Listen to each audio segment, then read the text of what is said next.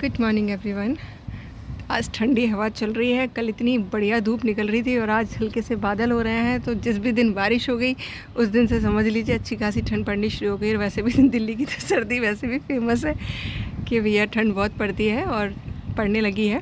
अच्छा, आज again 2-3 tips share कर रही हूँ। पूरा वीडियो देख लीजिएगा क्योंकि आप पूरा वीडियो नहीं देखते हैं तो आपकी क्वेरीज रह जाती हैं।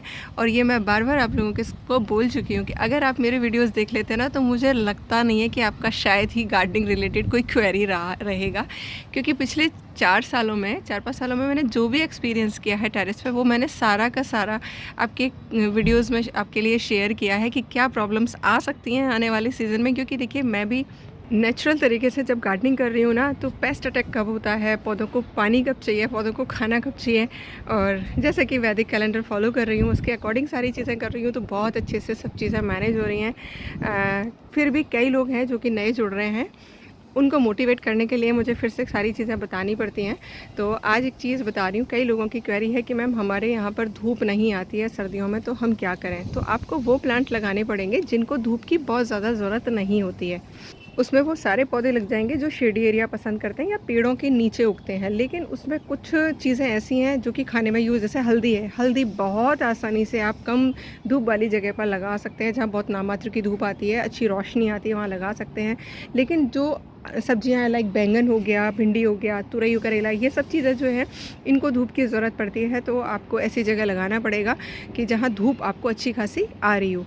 तो कई लोगों ने लगा तो लिया लेकिन उनके यहाँ फल नहीं बन रहे हैं। रीज़न देखिए, धूप और पानी दोनों ही चीज़ें ज़रूरी होती हैं। बैलेंस। प्लांट बहुत सारा भोजन जो है अपना पानी से और धूप से बनाता है, तो वो आप देखकर प्लांट लगाइए। अननेसेसरी आप पैसा भी खर्च कर देंगे और आपके यहाँ धूप नहीं है तो पौधों पर फ्रूट नहीं आएगा, तो कहीं ना कहीं निराशा होने लगती है। तो इस चीज़ का विशेष ध्यान रखिएगा। और एक प्लांट्स में बहुत ज़्यादा भर भर के पानी नहीं देना होता है। मेरे यहाँ पर आप जो फ्लावरिंग देखते हैं, एक ही पौधे पर इतनी सारी फूल आ रहे होते हैं, उसके पीछे रीज़न यही है कि इनको स्ट्रेस खूब मिलता है। सपोज़ करिए मैंने सुबह पानी लगा दिया, तो अभी तो सर्दियाँ हैं, सर्दियों में इतनी पानी की रिक्वायरमेंट नहीं है। लेकिन आपने गर्मियों में देखा होगा कि अच्छी खासी धूप पड़ती है तो पौधों की मिट्टी बिल्कुल सूख जाती है। तो पौधे को क्या संदेश जाता है, वो मरने वाला है, पानी सूख रहा है। तो वो क्या करता है, फटाफट से फूल मतलब कलियां बनाने लगता है। क्योंकि ज़्यादातर पौधे जो होते हैं उनमें बीज बनता है और बीज बनाने के लिए पौधा नेचुरल है, फूल ज़्यादा से ज़्यादा बनाएगा, कलियां ज़्यादा से ज़्यादा निकालेगा। इसीलिए जो भी गार्डनर्स हैं, एक चीज़ गांठ बांध दीजिए, ओवर वाटरिंग नहीं करेंगे, बैलेंस पानी देंगे, पानी बिल्कुल रुकना नहीं चाहिए और बीच बीच में स्ट्रेस मिलना चाहिए। और सिंपल सा साइंस है इसके पीछे। ज़्यादा पानी देंगे तो पौधा क्या करेगा, पौधे को तब भी लगेगा कि मैं ओवर वाटरिंग से मर सकता हूँ, तो वो क्या करेगा, पानी को ऊपर की साइड भेजेगा। ऊपर साइड ज़्यादा से ज़्यादा लीव्स जो है निकलना शुरू हो जाएंगी, क्योंकि लीव्स के थ्रू ही जो है वाटर इवोपरेट होता रहता है। मिट्टी में से नमी वैसे भी उड़ती रहती है तेज़ धूप में, लेकिन पत्तियों के द्वारा भी इवोपरेशन होता है। तो ये थोड़े बहुत साइंस की चीज़ें हैं जो हालांकि मेरे को समझ नहीं आती हैं। मैं फ़िलासफ़ी की स्टूडेंट हूँ, बट फिर भी थोड़ा बहुत सीख लिया है कि अगर आप पानी को बैलेंस कर लेते हैं तो आपके यहाँ बहुत अच्छे से फ्लावरिंग हो जाती है। और भोजन तो देखिए इम्पॉर्टेंट है ही।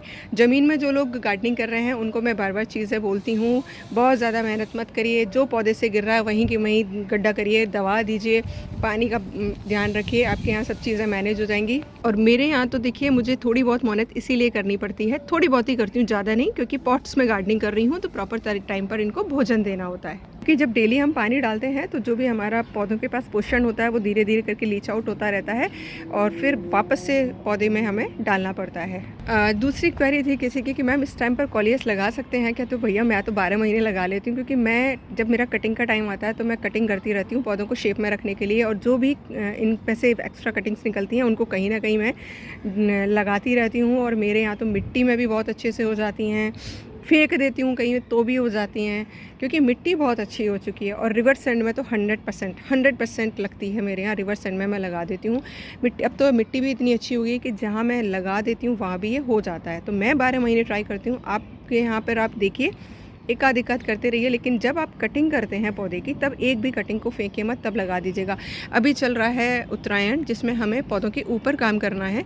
और आप जिन भी पौधों की आपको प्रूनिंग करनी है, जैसे मैंने आपको बताया था ये मिर्ची का झाड़ है मेरा, इसकी करूँगी तो इसको शेप में कर दूँगी, मतलब पौधे के ऊपर जो काम करना है ना वो इस टाइम पर आप कर सकते हैं, लेकिन उन्हीं पौधों पे करिएगा जिनको रिक्वायरमेंट है। अननेसेसरी पौधे की काट छाट मत करिएगा। अब देखिए एक और चीज़ दिखाती हूँ, ये मेरा एक अपराजिता का पौधा है जो कि छोटे से पॉट में लगाया हुआ था। मैंने प्रूनिंग की थी अपने इसकी हिबिस्कस की, और इसकी स्टेम मैंने इसको सपोर्ट देने के लिए इसके अंदर लगा दी थी, और देखिए इसमें कली बननी शुरू हो गई है। काफ़ी टाइम हो गया है। तो ये इस तरीके से होता रहता है जब आपकी मिट्टी में जीवन आ जाता है। अब देखिए जैसे आज 8 तारीख है, 8 दिसंबर है, तो आपको फूलों वाले पौधे लगाने हैं, कटिंग भी लगानी है। तो आप आज ट्राई कर सकते हैं, क्योंकि प्रूनिंग का टाइम भी है, तो आप कटिंग इस टाइम पर लगाते हैं उन पौधों के जिन पर फूल आ रहे हैं। मुझे लगता है सक्सेस रेट आपका बहुत ही ज़्यादा बढ़ जाएगा। ये मेरा पर्सनल एक्सपीरियंस रहा है कि जिन पौधों पर इस टाइम फ्लावरिंग हो रही है वो ये टाइम परफेक्ट है उनकी कटिंग लगाने के लिए। तो आप ट्राई कर सकते हैं गुलाब की, टिकोमा की, जाफरी, या जो भी सीजनल प्लांट है सबकी। और ये है मेरा लास्ट जो मैंने कटिंग का आपके साथ वीडियो शेयर किया था, कि मैंने जो प्रूनिंग की थी सब लगा दी थी, और अभी तक टच वुड देखिए सारी की सारी कटिंग ग्रीन है। और ये देखिए इसमें तो बड भी निकलने लग गई है। और लगाया कैसे था मैंने आपको बताया था, एक पुराना कॉलियस का प्लांट था जिसमें से कॉलियस को मैंने कट कर दिया था, उसकी रूट्स को बिल्कुल भी नहीं निकाला था, और उसी में ये गाड़ दी थी। ये जब हम कटिंग लगाते हैं इनकी रूट्स बिल्कुल हिलनी नहीं चाहिए, अगर हिलती हैं बार बार तो ये मर जाती हैं। और ये मैंने प्रैक्टिस करके ही सीखा है। पहले मैंने भी पॉलीथिन में कवर करके बहुत सारे मेथड ट्राई किए थे, लेकिन उनमें लीव्स आ जाती थी, और बाद में जैसे ही पॉलीथिन में हटाती थी तो मेरे पौधे मर जाते थे। फाइनली मैंने डायरेक्ट मिट्टी में दबाना शुरू किया, गाड़ना शुरू किया, और उसके बाद ये देखिए सारे रिज़ल्ट आपके सामने हैं। तो देखिए बहुत ज़्यादा कुछ तो नहीं जानती हूँ, बट जितना जानती हूँ वो आप लोगों के साथ शेयरिंग कर रही हूँ, और मुझे लगता है आपको रिज़ल्ट बहुत पॉजिटिव आ रहे होंगे। पॉजिटिव आ रहे हैं तो कमेंट बॉक्स में ज़रूर लिखिएगा, क्योंकि आपके कमेंट्स हैं जो और लोगों को मोटिवेट करते हैं कि मैं जो चीज़ शेयर कर रही हूँ वो वर्क कर रही हैं।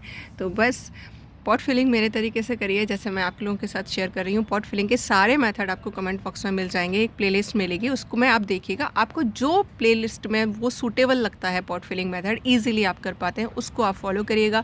मुझे लगता है उसको फॉलो कर लेंगे आप तो आपके यहाँ पर ना फूलों की कमी होगी ना फलों की कमी होगी, और ऑर्नामेंटल प्लांट्स जिसे सजावटी पौधे कहते हैं वो तो शानदार तरीके से चलेगा ही चलेगा। तो once again thank you for watching. Channel पर बने रहिएगा, वीडियोज़ पसंद आते हैं तो शेयरिंग ज़रूर करा करिए। और एक रिक्वेस्ट करना चाहूँगी, अगर आप फेसबुक पर मेरे वीडियो देख रहे हैं तो मेरा चैनल है मिट्टी की खुशबू विद सोनम यूट्यूब पर, प्लीज़ उसे जाकर सब्सक्राइब ज़रूर कर दीजिए। आज मैं पहली बार रिक्वेस्ट कर रही हूँ आप लोगों से, क्योंकि वहाँ पर जो लोग बाग है ना फॉलोअर्स देखकर या सब्सक्राइबर्स देखकर ही वीडियोस देखना पसंद करते हैं कि इतना पुराना मेरा चैनल है, वहाँ बहुत ज़्यादा सब्सक्राइबर्स नहीं है, क्योंकि मैं वहाँ पर थंबनेल ऐसे नहीं लगाती हूँ जिससे कि अट्रैक्टिव लगे मेरा वीडियो, लोग ओपन भी नहीं करते हैं आई थिंक। तो प्लीज़ आप जितने भी फेसबुक पर दिख रहे हैं यूट्यूब वाले चैनल को मिट्टी की खुशबू विद सोनम, प्लीज़ जाकर सब्सक्राइब ज़रूर करिएगा। Once again thank you for watching and आप इतना सपोर्ट कर रहे हैं, आप जैविक तरीके से बागवानी कर रहे हैं, उसके लिए बहुत बहुत शुक्रिया। प्रकृति माँ आपको भर भर के आशीर्वाद देगी। Thank you.